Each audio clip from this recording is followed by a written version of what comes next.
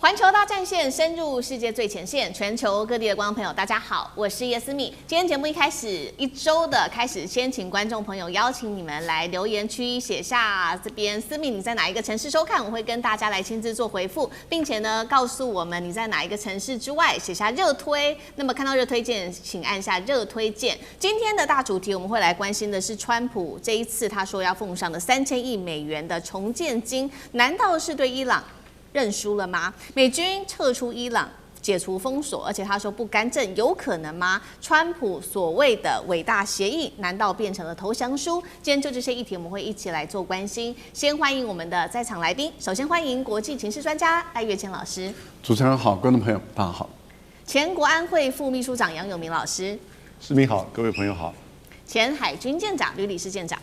主持人好，各位观众大家好。好，观众朋友，今天有关于美伊战事，我们先来关心到，等一下看到3个火线话题，请来宾帮我们就大主题来做解答。首先，等一下会来关心到的是，美国打了100天哦，还砸了这么高的军费，耗了这么多的军备，最后换来的是比战前更松的一个协议。到底这是胜利吗？还是他被迫撤退？而川普口中伟大的协议是这样子吗？还是其实是一个战略止损书呢？第二件事情来自于《纽约时报》，特别就美伊战事伊朗未来的角色做了一个解读。他认为说，伊朗的3.0正在成型，什么意思呢？伊朗会从过去的神权逐渐走向由革命卫队主导的军事国家，代表美国本来是想要压制伊朗的，但是可以看到，不但伊朗没有被削弱，而且可能升级成更难对付的一个对手。这是第二件事情。第三件事情我们要来关心，现在可以看到伊朗的飞弹库存已经逐渐的回升，而且核设施进入一个深度的一个封锁状态。美军在这时候只好被迫要收手。这一场战争真正披露的是美国同时面临的是多战场下的一个霸权极限吗？今天就这些议题，我们会一起来做关心。好，首先来看到这个大主题：美伊战事难道真的会画下休止符吗？因为美国跟伊朗一起来做的这个草案是14点谅解备忘录，我们要特别来看到这个细节内容。一出来之后呢，川普说这个叫做伟大的协议，看起来难道是战略上面的退让吗？完全不如川普所说的伟大的胜利。纽约时报做了一个讽刺，他在这边提到了美伊战事催生的是我们刚刚提到的伊朗3.0，由原本的神权正式的转向伊斯兰革命卫队更强烈主导的一个军事的政权国家。而英国智库是怎么评论的呢？他认为说，伊朗现在掌权的是比过往更年轻、更大胆，而且他们认为是一个更敢冲的一个新的时代。美国的前外交官米勒也做了一个评论，他说伊朗正在从神权逐渐的走向硬实力。这边指的硬实力包括伊朗会出动它的无人机、它的飞弹，还有它的飞弹城，跟它的所有的海峡封锁区域代理人等等，都变成伊朗手中的非常重要的筹码。更关键的是，我们今天来稍微看一下美伊达成的这个14点备忘录的草案，核心内容看起来对于美国来说相当的不利。难道川普真的会吃下去吗？首先看到的是这边特别提到所有战线，包括了以色列一直不停攻打的黎巴嫩啊，现在也都确定要永久的停火了。美国也承认了不会干涉接下来有关于伊朗的所有内政问题，美军会完全的撤出伊朗，不会增加区域的驻军，而且呢，美军对于伊朗石油能源的所有制裁都会停止，而且呢，不能够再有新的制裁出现了。美国将在30天内解除海上的封锁，特别是针对于荷姆兹海峡，接下来会重新的开放。美国与盟友将为伊朗提供至少3000亿美元的一个重建资金，还有一个新的重建计划。那么唯一伊朗让步的，看起来就是他重申的绝不制造核子武器。所以今天节目一开始，我们要特别请赖老师带我们来看美伊的100日战争，现在反而是如《纽约时报》讲的，催生了伊朗3.0，从神权变成了军权硬实力的变化。伊朗会不会比过去更难对付呢？川普跟伊朗达成了所谓的伟大的协议，真的是伟大的协议吗？赖老师怎么看？我觉得《纽约时报》的这样的一个分析意义不大啊，因为这不是在于说神权走向军权啊，或者是从意识形态走向实际上的一个角度啊。为什么？因为过去的伊朗基本上来说，它就已经是十分的强大，这是大家都知道的事。那它之所以所谓的它对于周边的国家，或是对于美国跟以色列不会主动攻击，是因为美国跟以色列如果不对它主动攻击，它不会主动攻击的啊。那现在的情况已经改变了，那改变的，我觉得导致在于权力结构、区域的权力结构的发生根本上的变化的时候，伊朗的地位就往上升了。原因在哪里？第一个就是美国的军队，还有美国的军事基地就是坚不可破不被攻击侵犯的这个神话破灭了。第二个呢，就是以色列的本土，事实上是伊朗已经证明它的超音速的导弹是完全可以突破以色列的封锁，所以以色列也好，美军的军事基地，它基本上来讲，它的安全是堪虑的了。是，也就是说，美国在这一次的战争中，那么自曝其短了。伊朗证明它的超音速导弹可以破解美国跟以色列所建立起来的防护罩，这第一个。第二个就是美国对于海湾国家他们过去所谓的安全的承诺或者保障，它完全破产。那也就是说，过去海湾国家认为，我只要给美国足够的这个保护费例如说，我向你买足够的这个军事武器或是武器装备，或者是我把我的石油跟你的美元挂钩，另外我把我的海外资产大量的放在你美国这边，那你因为跟我的利益已经相结合，所以你就应该会保护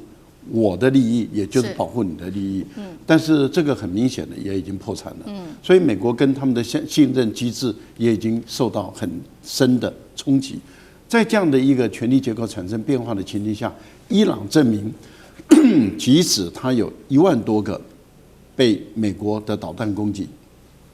即使它有2000多个军事设施被美国、以色列攻击，但是它仍然具备有足够的反击美国跟以色列的能力。这个会使这个伊朗在中东地区的霸权地位，或者是这个实力地位就大为提升了。那也就是说，它采用的这种不对称战的方法，事实上使伊朗它对于周边的所有的国家，包含以色列在内，它已经具备有足够的威慑的一个能力。即使它没有强大的海军，没有强大的空军，但它已经有足够破坏性强的威慑能力。更重要的地方是在于，它拥有美国所无法解决的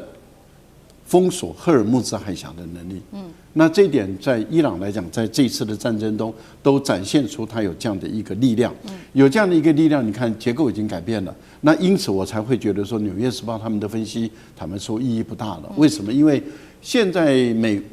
伊朗已经在实战中证明了，它有破解美国跟以色列的能力。那它还有什么可怕的？那换言之，也就是说，它能够造成海湾国家跟美国、以色列的伤害超过他们对伊朗的伤害，不然的话，美国怎么可能愿意妥协，跟他签订这种谅解备忘录？所以，伊朗已经站在绝对的优势地位，因此在谈判中，它就变成由它来主导，而不是美国主导了。不过，我觉得伊朗聪明的一点在哪里？实质上的利益它一点都不让，但是在话语，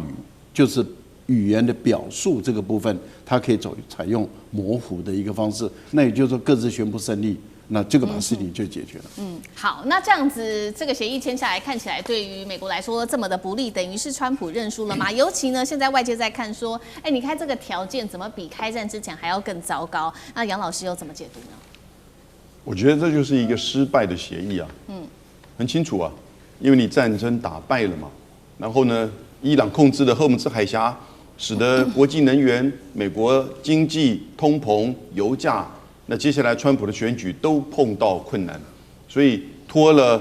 将近从4月7号到现在2个月的时间。对，因为2月28号战争打到4月7号停火，5月27号的时候说提一个 MOU， 开始30天、60天，那拖到现在6月15号，预计6月19号会签署。可是这个内容其实看起来就是一个美国的失败协议，而且严重的失败。不只是说绕了一圈是一个昂贵的起跑点，你绕了一圈回到了你原先2月27号之前，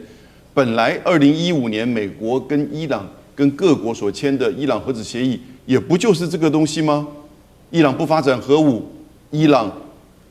把浓缩铀给稀释，然后呢，各国解除掉对它的制裁，还有资产的冻结。结果不到2年，川普退出。然后呢，在今年2月28号之前，在日内瓦谈的也是这个目的，所以那个就是最高领袖，那他才会2月28号把大家召集在一起。结果你一发飞弹把人家49个人打死，那你以为他会瓦解？结果他没有瓦解，真的后来你所有的海湾基地都被炸，你的库存1/2、1/3战俘爱国者都消耗掉，你花了200-300亿美元。更严重的是，你作为一个军事霸权，这就是你的所谓的苏伊士时刻，也就是说，你连伊朗都拿不下来，你在中东的军队是多庞大呀！几乎每个国家都是你的盟邦，都有你的基地，所以呢，结果你伊朗拿不下来，结果伊朗就控制荷姆斯海峡，用3万美元的无人机，就把你这个美国军事霸权打垮。这是一个极度昂贵而且错误。而且付出极高代价的战争，最后这个协议也必然是如此，因为这个战争的过程跟结果就是如此。伊朗不可能让你还拿个什么胜利的协议，胜利协议都是川普自己嘴巴讲，他讲了38次，他说很快有一个胜利的协议，这个协议其实基本上你还要付3000亿。我觉得3000亿，大家不要认为说好像是伊朗赚到，伊朗死了3000多人，伊朗整个基础建设跟所有的设施受到这样子的损毁。对，其实如果伊朗可以选择，他也不要这个战争发生，而且他失去他过去的最高领袖哈梅尼，所以这个是美国真的是得不偿失，完全是早知如此，你何必当初呢？搞了一个失败的战争，当然你就用失败协议收场。就是这么简单。好，那这一场对于美国来说失败的战争，是不是真的是因为这个美国打不下去呢？其实也有做一个统计数据，就是有关于美国的这个军武的部分，其实受到了非常大的一个冲击哦。我们来看到这个飞弹库存，尤其是针对于伊朗的部分哦，它已经回到战前大约75%了，而且呢还有可能这个数字持续的提升。再来就是说，它得到了可能有来自于俄罗斯的新制的飞弹，这是美国非常担心的。CNN 也特别披露了。这个美伊双方最在意的就是有关于浓缩铀的问题。现在也确认了说，这个高浓缩铀已经被深度的封存之外哦，在附近还特别设置了这个坍塌的隧道雷区，以防止再次的被夺取。再来，美国智库也特别讲到了，美国同时想要压制伊朗啊，想要压制中东跟中国大陆，结果导致的是战力资源是被分裂，而且呢是完全透支的。代表说，这一次美国的大让步，他打了这么久的时间。花了几百亿美元，消耗了大量的武器。当中我们盘点包括了他的爱国者啊、萨德啊，还有战俘啊，还有大量的军机、基地、防空雷达，最后换来是比战前更宽松的协议，等于是川普大让步吗？那吕舰长又怎么看？我们讲到交战的双方啊，那当然对于弱国来讲，它是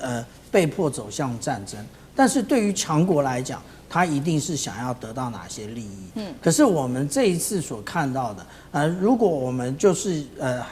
比较简化的，以美国跟这一个伊朗来看的话，其实美国它应该是想要达到它的一些目的的。那它的目的是什么呢？也就是会出现在我们讲到的中战指导上面。那这个也就是我们看到啊，川普常常讲到的，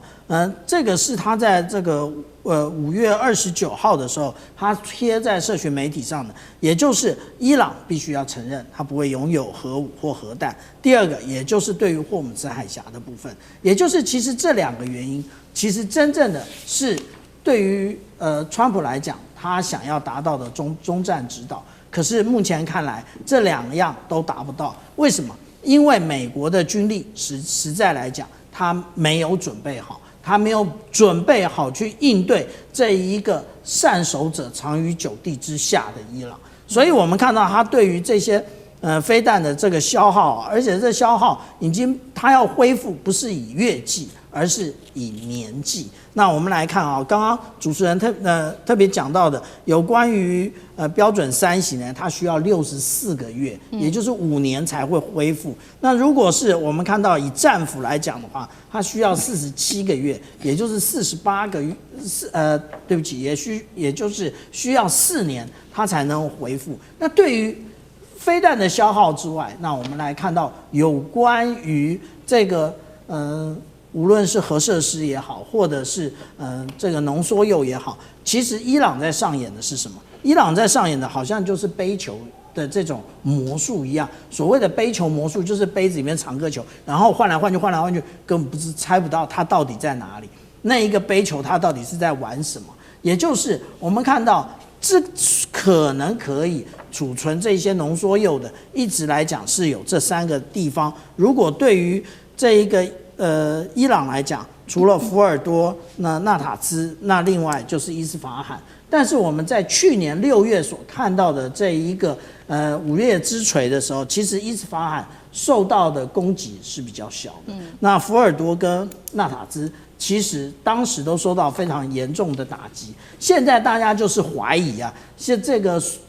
超过400公斤的浓缩铀，它的位置在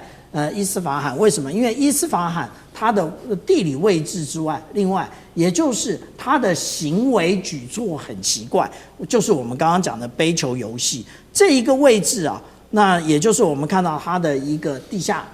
下储存的一个基地。那这里呢，就是我们讲到的有关于它的一个核武研究所。那在这一个部分呢，我们看到的杯球，也就是它之前透过了这么多的这一个我们讲到卡车啊，来不知道装了什么东西，那大家都会认为这个是在装它的换装它的浓缩铀。那也就是美国不确定在哪里。不过美国大概也下了相对应的赌注，也就是在伊斯法罕。那在伊斯法罕，他们不是没有动作，之前他们说为了这个营救 F-15的飞官，实际上呢来讲，在伊斯法罕的东南边40公里的地方，他们要进行援助。但是我们最后看到的是什么？我们最后看到的其实是这一种MH6的这种 Little Bird 这种小鸟的这一种特战的直升机，实际上来讲在当地坠毁。那当然不止这一个，还有特战所使用的 MC-130的这一种运输机也在这里。我想请问一下，美国什么时候为了这个2位飞官要动用这么大的武力，而不是我们一般所看到的这一种MH6动的这种直升机呢？那也就是说，当大家这样怀疑的时候，比对一下，我们就发现，现在反而就是确定这件事情。伊斯法罕的一个核能研究中心在这个位置，当时的那个跑道在这个位置，所以其实当初说这是一个成功的救援行动，我在我们现在这个节目里头就特别讲，其实这是一个失败的渗透行动，我们就可以看得很清楚。那在这种种来看呢，其实美国最缺乏的是什么？也就是它没有依据它的现在的一个我们讲到说科技进步来与时俱进的来改变。那我们讲到说以往美国它都是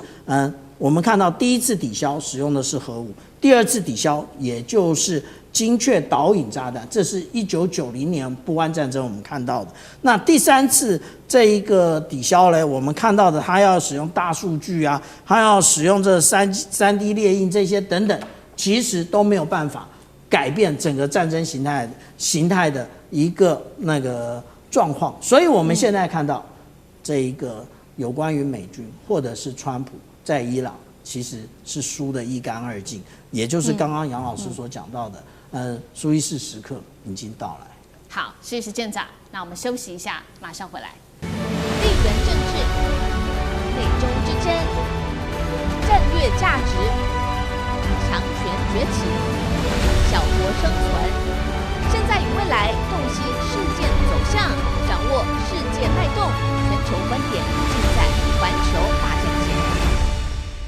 好，好，接下来特别要关心到的是川普输光明星了。今天特别关心到的是，包括了乡村，原本是川普他的重要铁票仓哦，恐怕要生锈了。期中选举现在拉起了警报。那么球场，川普出席在 NBA 球场的一个赛事，一出场就遭到球场上面的嘘声，而且现在各地散起了这个有关于反川普的运动，席卷全美国。今天就这些议题，我们会一起来做深入的关心。好，现在呢，我们刚刚在这个节目中特别讲到了，美伊战事川普急着要收尾，但是现在的问题不只是在外交问题而已，美国国内经济现在的压力正在全面的引爆当中，来自于经济学界是直接敲响了有关于美国经济的警钟。来自于穆迪，这个是首席经济学家，他所做的一个分析。他说呢，光是伊朗战事已经让美国一般家庭平均额外支出大概金额是500多美元，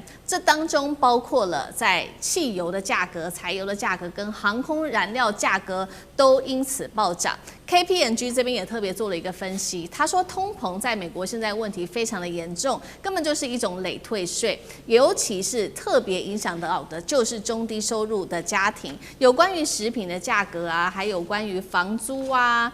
这些价格都不断的高涨，那么也影响了川普在政治上面的这个支持度。路透社做了一个最新民调，原本应该是川普的重点支持者，在乡村地区的这些选民支持度从60%。他刚上任的时候，一口气跌到现在剩下50%，不满意度甚至也是将近逼近了50%哦。那么为什么这一些乡村地区的人会这么的不支持川普？就是因为呢，我们看到整体来说，油价也是不断的在创高哦。尤其他们非常的依赖开车，那么每天在这些乡村地区的人，他们每天开车通行大概是30英里，是住在城市地区的人将近2倍。所以呢，这个油价一高涨，对他们来说冲击绝对会是最大的。所以第一个有关于乡村的选票就被拿走了。那第二个是原本也是川普的铁票仓，也就是农民，但是农民他现在恐怕也要痛失农民的支持度了。原来是因为呢，包括现在啊，农民有关于他们的成本也在高涨当中，包括了柴油啊、肥料的价格上涨，但是我们看到它卖出去的这个农作物的价格却是非常低迷的，而且出口现在还要受到贸易战等等问题的影响。等于说，我们现在看到乡村地区的的这些人，他们受到这个生活成本、经济的不满意度已经高达了60%，敲响了共和党的警钟吗？再来就是有关于农业区的选票了，是不是也重击了共和党其中选举？杨老师怎么看？美国选举啊，如果用地域来分的话，大概就是城市、郊区还有乡村。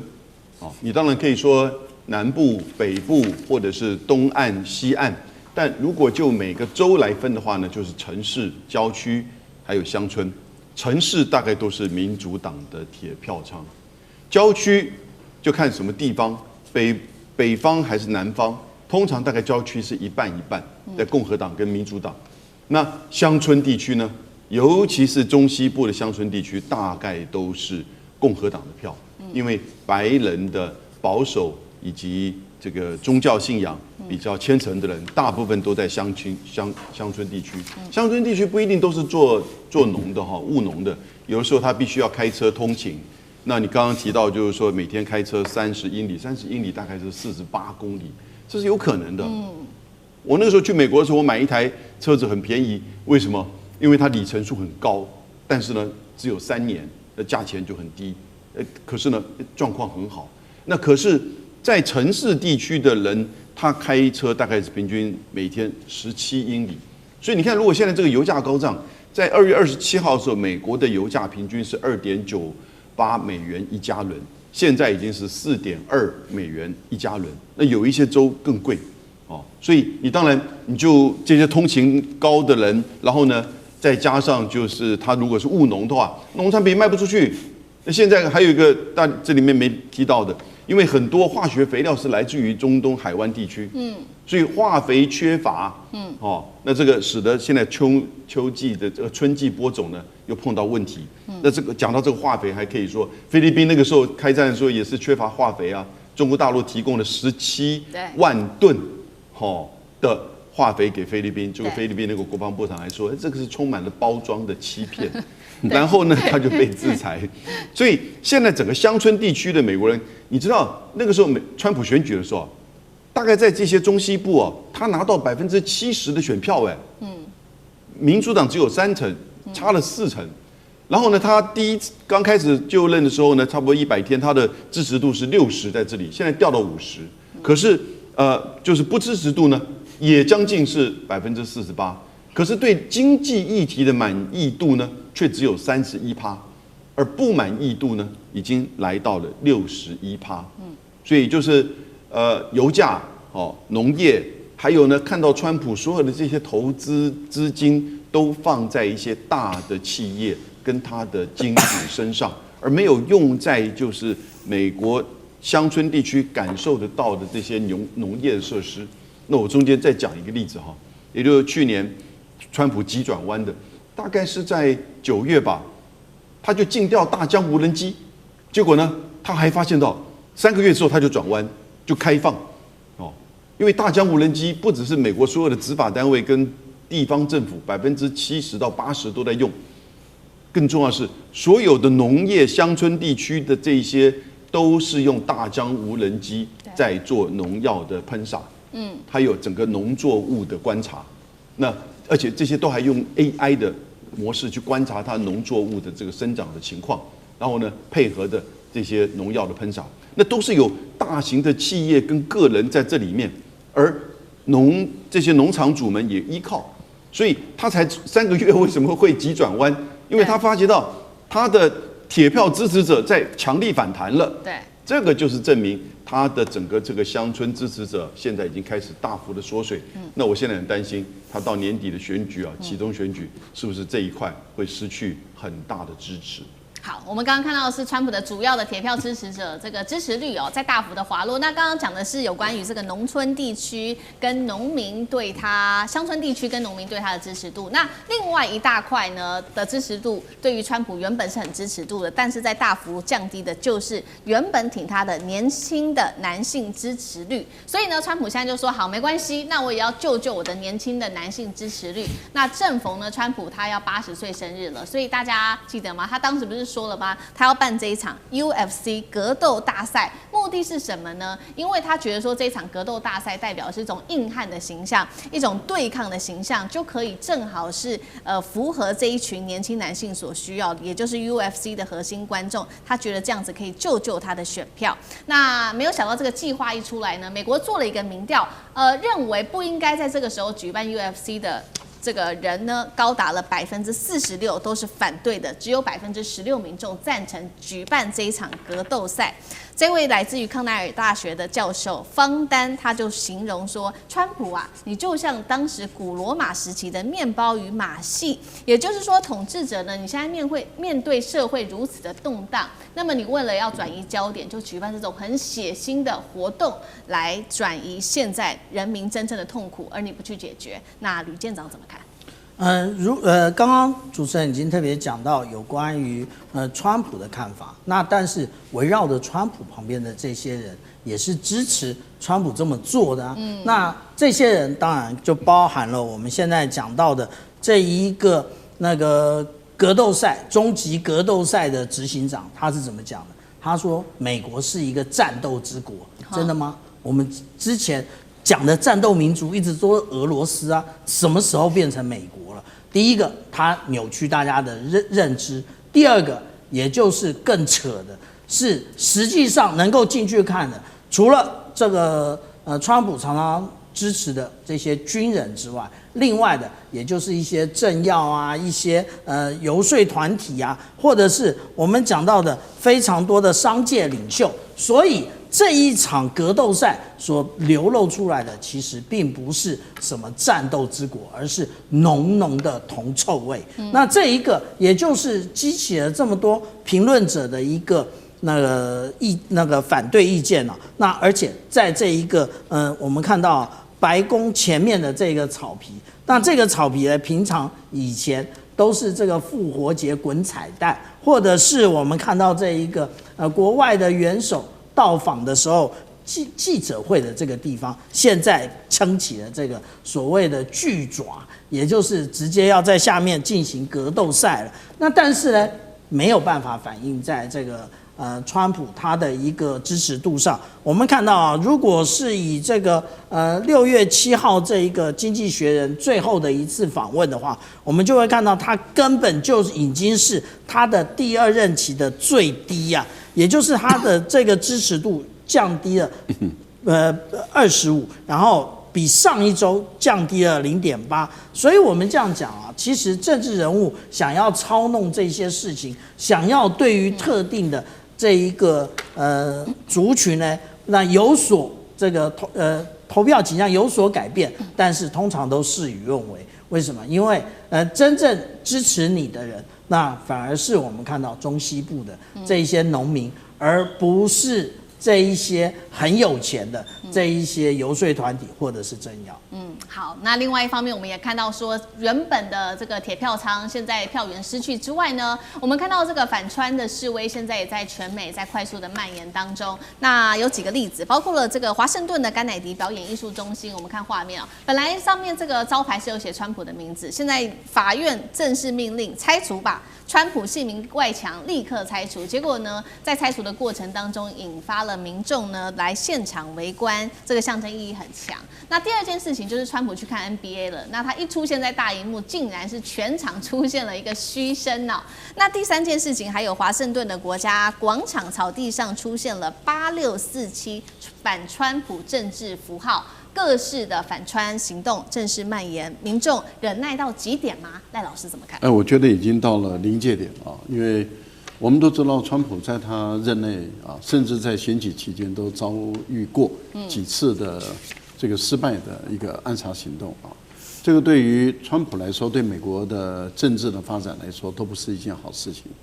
但是以川普的个性来说，他根本不在乎老百姓怎么看，他更无视于民调的这些反应啊，也就是说，人民透过民调啊，那么来反映他对于他的执政的不满，但是他根本毫不在意。这种完全无视于人民的意见的这样的一个政治领袖，我觉得美国的人民已经进入到一个相当的临界的一个状态。刚刚小舰长提到的《经济学人》杂志的民调，例如说，现在川普他已经跌到的史上新低，破了30%到29%，而他的负资产已经到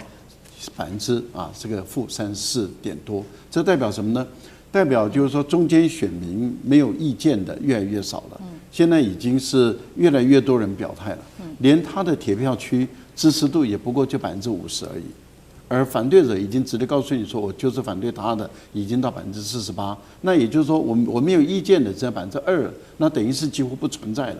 那更何况其他的选区，人民对他的不满的程度已经在各个民调中都已经展现出来了。如果说只有一个民调，那我们也就算了；如果是多个民调表现出来的话，那这就不是一件不去注意的一件事情。但是问题就是以特朗普的个性来说的话，我根本不在乎，啊，随你爱怎么样就怎么样。好，这样的一个情形，我觉得不能小看的就是8647了。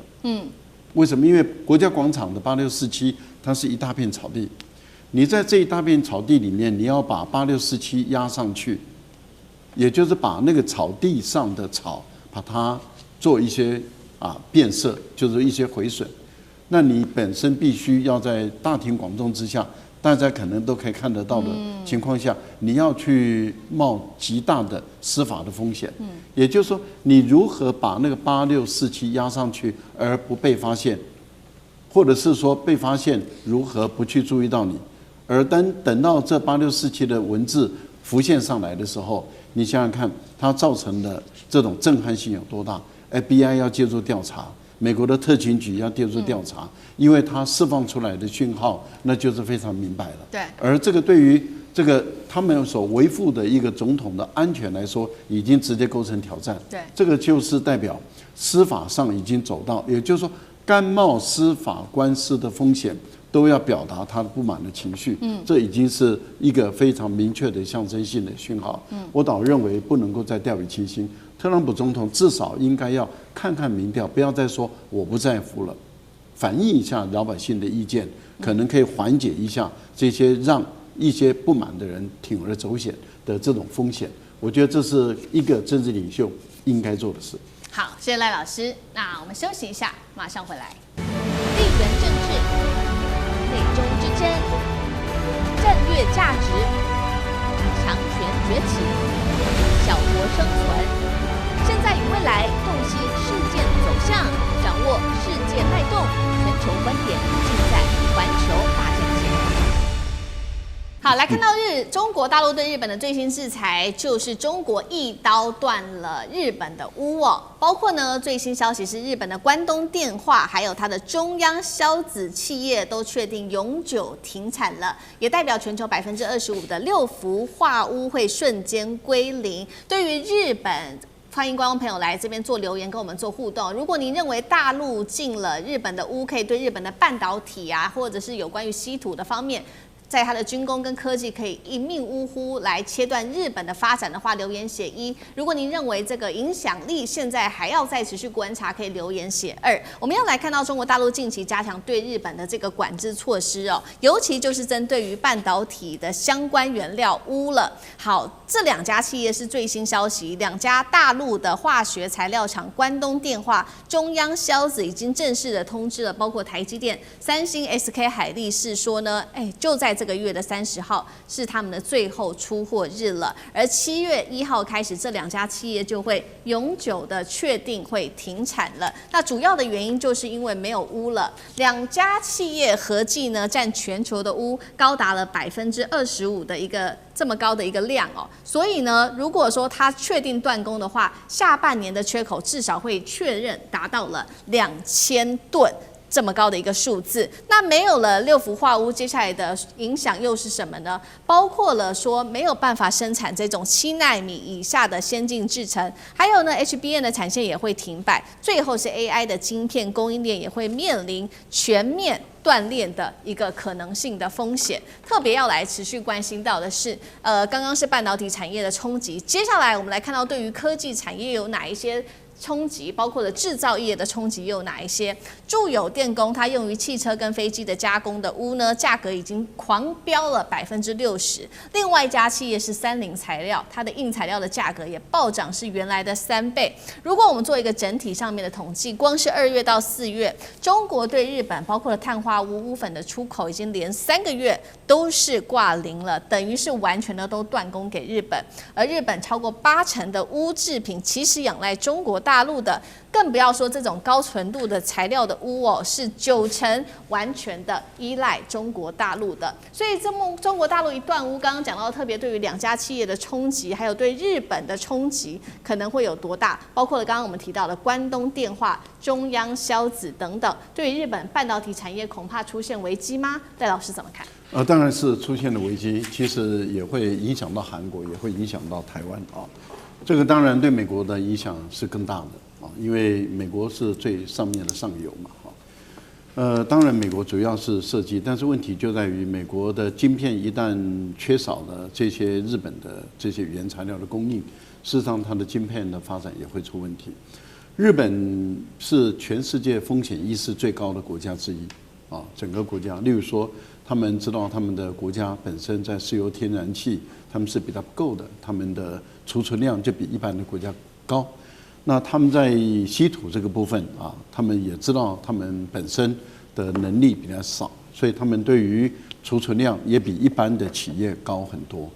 那更何况日本跟中国大陆过去曾经有过这个矛盾跟冲突，那中国大陆也曾经对日本实施这个稀土战啊，稀土制裁。日本也曾经用这个半导体的材料，例如说洗涤剂去制裁韩国的三星等等，日本也玩过这个啊，所以日本知道这个的厉害。日本本身也跟中国大陆产生这个矛盾的时候，日本本身也知道这个的厉害，所以日本的储存量事实上是高的。可是现在的问题是在于从今年的2月、3月、4月都已经断供了，那5月不用说了。对，所以对于日本过去来讲，它储存量是一般最少是6个月的，现在是完全断供的。那完全断供，有的是还有一些，有的是它本身的库房也都用耗尽了。那这样的情况怎么办？它一点办法都没有啊！因为很明显的高市早苗走军国主义、自民党也在往这个方向走的时候，那它跟中国大陆的紧张的关系一直没办法消解，就对于你可能用来生产军工企业的这些钨矿，那全部断供，这第一个。第二个呢，就是日本也好啊，德国也好，或者是台积电也好，三星也好，他们事实上都是配合美国，对中国大陆实施半导体的这个制裁，啊，例如说台积电的2奈米、3奈米的先进的制成的晶片是不卖给中国大陆，也不帮中国大陆做代工，这样的一个情境下，就等于是你是完全配合美国制裁中国大陆的话，那对大陆来说，它间接的从日本这边来断供。那不影响两岸之间的情形下，间接的当然也影响到未来，也会影响到台积电。对。不过我觉得目前台积电还比较安稳的地方是在台积电的存量很够。可是问题是在于能不能耗得住1年，其实我们怀疑。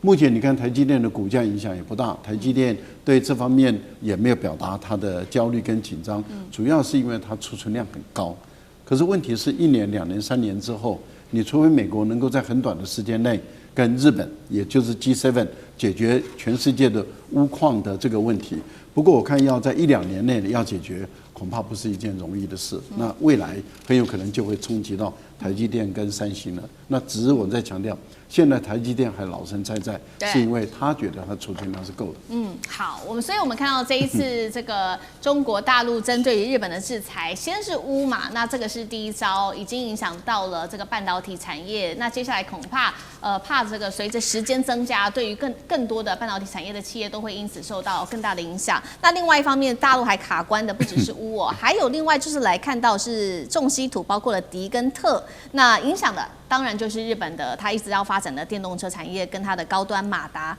再来呢，会影响到中国大陆这个军工的，就是会影响到日本的军工的发展的，就是中国大陆还限制了20家他认为有涉入军事的企业，会列入稀土的出口管制名单当中。那这20家企业也当中包含了30造船。那舰长怎么看？现在看起来是从半导体一直到这个汽车产业，一直到军工，恐怕都会被中国大陆锁住命门吗？舰长怎么看？的确锁住命门啊，也就是我们讲到日本半导体的部分，我们刚刚讲到关东电化工业以及中央硝子，他们最重要的是需要这一个6氟化钨，那它怎么样？也就是氟跟钨到底它的需求是什么？其实它是用氟气以及这一个钨粉。那进行结合，那它是半导体的制程当中非常重要的一个气体啊。那这一个部分，第一个也就影响了有关于半导体的生产。那第二个呢，也就是刚刚主持人有特别提到有关于汽车的部分啊。汽车的部分除了刚刚我们提到的有关于这个稀土的需要的话，另外还有一个重点，也就是我们讲到说它的一个电动车的一个设计。其实远远落后于中国大陆，所以我们讲到说汽车这个部分也同样的，不能够再继续的像以往 Toyota 的这一个势如破竹了。那 Toyota 在最近的一则新闻，我们所看到的，它海外减产的规模从原来的3.8万辆，也就是38000辆，要提升到83000辆，也就提高了整整1倍有余啊。那为什么？因为竞争力不如人。那至于说军工产业的部分，那也就是我们刚刚讲到的稀土啊。那以钨来讲的话，我们来看一下啊，其实呢，钨到目前为止，它真正的来源是这些工业废料。那但是呢，如果我们来看产量的话，这个中国大陆是世界第一。那它的这一个第一，它的产量呢，如果在2024年的时候是67000吨，那第二名我们看到是哪里？是越南，是3400吨。那第三名我们看到是俄罗斯，是2000吨。意思是什么？意思是第二名加第三名还不如中国大陆的零头啊。这个是为什么？我们刚刚讲到那2家公司，它直接的说我们永久的这个停业，因为他知道。那在短期间之内，它没有办法再获得钨的这种来源。那至于说我们刚刚讲到军工到底有多严重，就对于缺乏这一个有关于稀土的部分，我们看到啊，这是 F-35战机，它原来使用的是 APG-81的这种射控雷达。那这种多用途的雷达呢，现在它的前面交机的时候，它用的是什么？用的跟大家在这一个运动中心所使用的配重块一模一样啊。为什么？因为它没有这一个雷达可以交货。那这个为什么呢？因为它缺乏了有关于稀土的部分，这个也就是方方面面的影响到军工的部分。我们现在看到美国他们对于它造不出船来的问题，它想要采用外国设计的方案以及国外的造船厂来解决。那这讲的是哪两个国家？其实如果我们看到前任的这一个海军部长他的讲法，也就是他讲到他选择的是韩国跟日本，但是选择日本可以解决吗？还真不能解决嘞。为什么？因为我们看到除了我们刚刚讲的原因，还有其他的原因啊。这是日经济它的这一个独家报道告诉大家，其实它还缺乏劳动力啊，也就是日本少子化是很有名的啊。那当然现在已经被台湾超越了。那也就是它这么少的一个人口，它如何的造出这么多的订单？它除了自己要用之外，像我们现在这边看到的这个最上级的护卫舰，除了它自己要用，那它现在还要那个承制这个澳大利亚，那甚至纽西兰也很有兴趣，台湾也说我们也要加入，怎么可能呢？我们讲到的，无论从现实层面的稀土污都收，那以及甚至人都成了问题。那我们讲到说，对于高市早苗来讲，他的任期真的是指日可待。好，对，所以现在这个高市早苗在中国大陆的这个禁令之下，承受了非常大的压力。刚刚讲的重挫了日本的3大重要的产业哦，包括了这个日本的军工产业、半导体产业跟它的电动车等等的产业。所以现在呢，日本也急着出招，赶快去请求其他的国家来一起做帮忙。那现在呢，高市早苗呢就去了 G7 的峰会，他就在这边提议说呢，我们大家一起来做关键矿产的共同储备。那另外呢，他也说呢，这个夏天会派团前往格陵兰来评估在当地的稀土开采。日本企业自己想自己的办法哦，说呢要来做回收企业，把污回收，但是目前看起来回收率只有30%，远远的不足。那日本也积极的拉拢蒙古国要来做轻稀土的这个储量，因为它在这边是有18%的轻稀土的储量，但是呢，现在还是卡在说开采啊、分离跟运输的技术都还不足够成熟。再来就是美国了，美国现在要重启呢，在韩国这边已经关闭30年的全球最大钨矿，但是呢，我们知道这还要好几年的时间才可以完成。杨老师怎么看？跟得上速度吗？用思敏你刚才讲到的一句话，我把它扩充为3句：缓不济急，代价过高，然后呢，其实基本上缺口太大。那大概是上个礼拜吧，在中国的日本商会有8000多家日本的企业，就有一个请愿有一个就要求中国政府能够开放对日本稀土的，就是解禁。那因为他们说，在日本这个稀土虽然中国大陆是针对军用的产品，或者是军民两用的，但是因为事实上很多是具有军民两用或军民融合的这个特性，也就是说，你在这个飞弹里面用得到的，可是你可能在电动车里面也用得到。那因此，这整个管制的过程就很困难。那所以呢，基本上很多日本的企业、民间企业也拿不到。而且另外一个方面，日本比如说三菱重工那这个川崎重工，它其实也做军用的，它也做民用的，所以就如果一个公司来申请，那当然你就不容易申请得到，那这就会整个延后到日本的民间，这个很重要了。中国大陆其实是针对军用的，而不是针对日本的民间。那你日本民间明确的来申请的时候，其实应该是可以得到，但因为它的本质跟这个日本本身的生产这个产业的特性所以变得很困难。8000多家日本企业，就是说，请中国大陆更清楚的把这个管制的流程呢做厘清，让他们好来因应。可是问题的关键就是你高市早苗做这个做法。那高市你刚刚提到这个作为这3个作为，它大概分成：第一个去找新矿，去挖矿；但你挖矿容易啊，炼矿难。对，炼矿里面不讲环保，光讲个技术跟制程，就中国掌握的。那要多少时间？缓不济急。那第二个呢？日本在做叫做 urban mining， 这是什么？就是回收。日本有很强的这个回收的技术，我们台湾有好几家，就是从比如说手机里面可以回收黄金。对，这个技术其实是不错，可是呢，它基本上这个缺口太大，你找出来的这些回收出来的东西啊，不敷使用，所以缺口太大，远远没有办法提供实际上工业上的这个需求。那日本也另外一个怎么做呢？就是说我干脆更长远的规划，去风险化。这个词大家好久没听过了哈，因为拜登政府提嘛，叫 de-risking， 也就是说我们现在去找中国加一到国外去找一个新的供应链，从矿产呢各个方面弄出来，那你就旷日费时了。那你到什么时候去？然后再加上这个矿本身的技术跟就是整个环保的问题，所以这整个东西你最后只是得到一个心理安全保障，可是你永远没有办法跨越那个物理限制、物理结构的限制。所以我觉得高市政府，甚至整个西方的政府，要面对稀土跟这个稀有金属的问题要跟中国大陆好好的去沟通、去相处，正确的政策才能够确保你自己本身产业的发展。好，谢谢杨老师。那我们休息一下，马上回来。地缘政治、美中之争、战略价值、强权崛起、小国生存，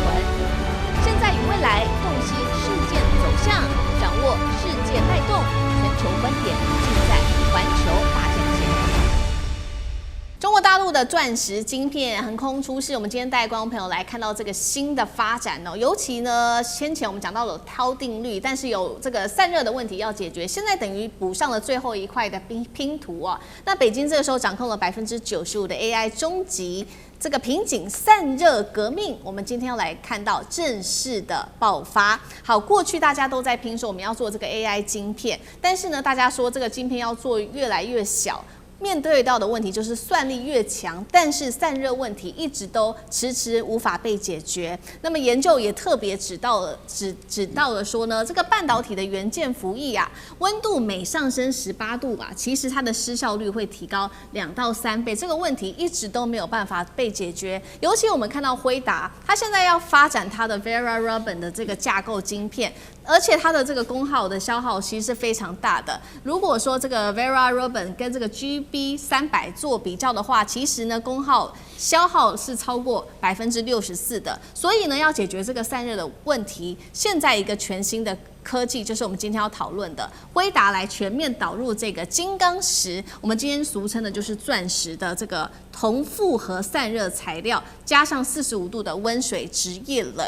好，这个它金刚石也就是钻石，它具有什么样子的特性呢？会备受看好，原因就是它的导热能力是很强的。再来，它有绝缘体，不会受到这个短路的风险，就会大幅的降低。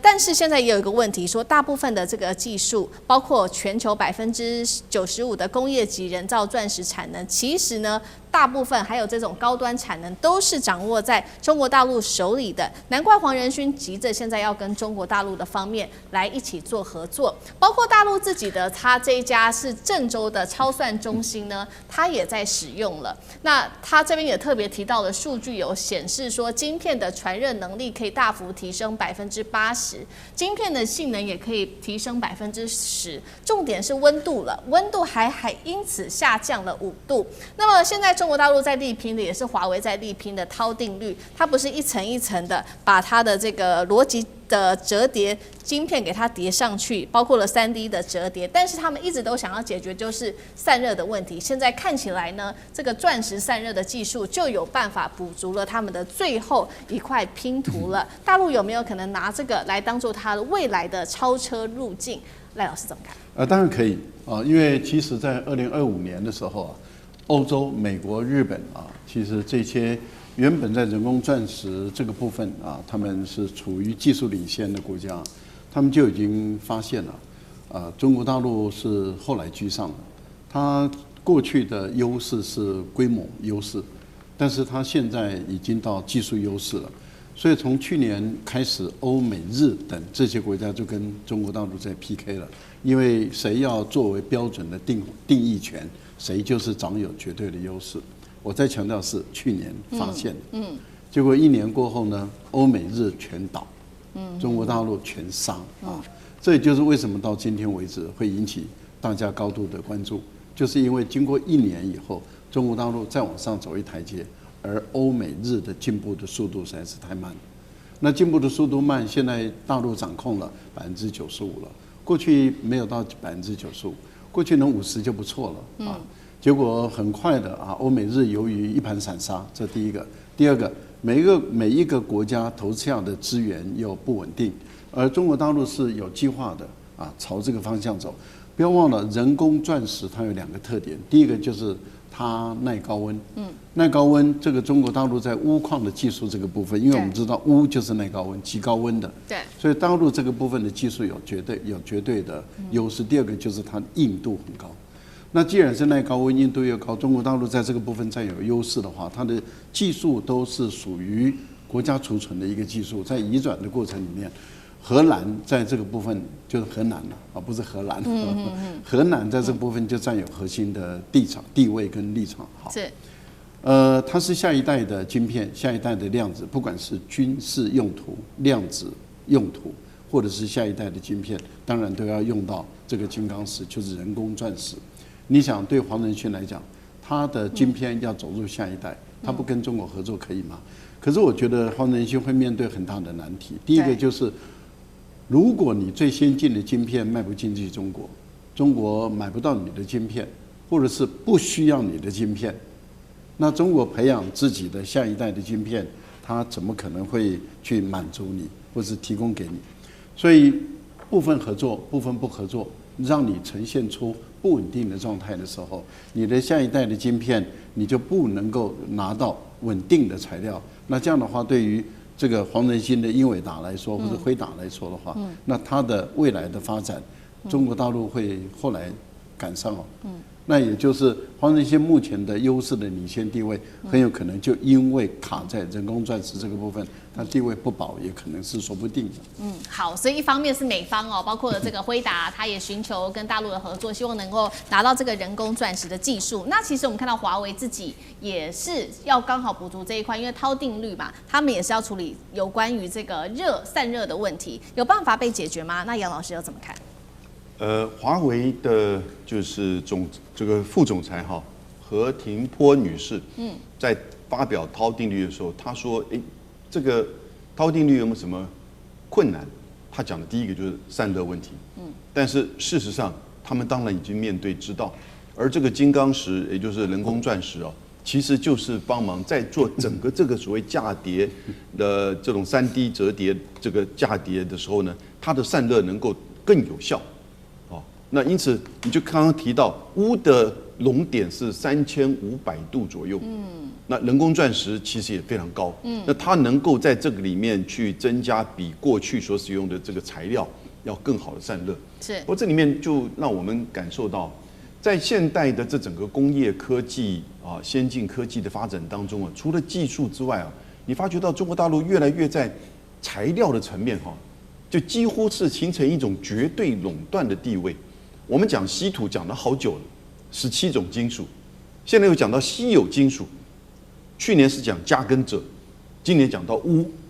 每一个大概都是7成、8成，甚至9成。那现在这个人工钻石，你以为人工钻石好像很多，对不对？以前听过什么俄罗斯人工钻石，对不对？结果中国大陆在这种真的高端科技应用的人工钻石，它的产值占99%。然后呢，因为它里面牵扯到热熔点，然后呢压制，然后用到真正的就是这个高科技里面去，而且还经过确认。所以华为的这整个涛定律，也就是在这样的技术跟材料之间的这个结合，它才能够达到这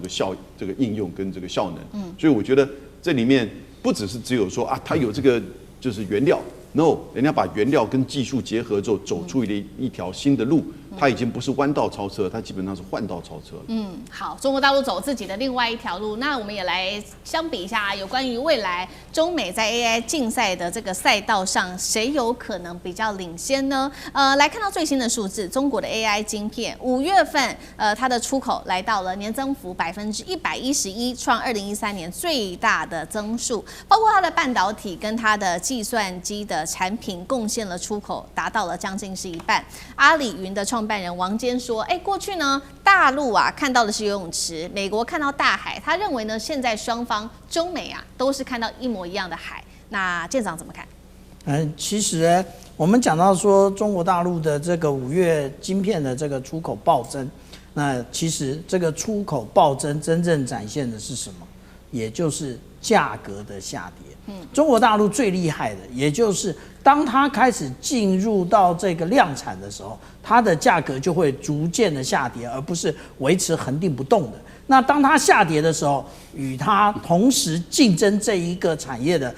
这一个商家，如果没有办法同时下跌的话，那对不起，你只能退出市场。所以，当你没有办法竞争，或者是你进入到这一个先进制程，不再做成熟制程的时候，成熟制程的市场就被中国大陆所掌握。我们刚刚讲了有关于冷却的问题谈了很多，真正的问题是什么？真正的问题也就是摩尔定律，它慢慢的走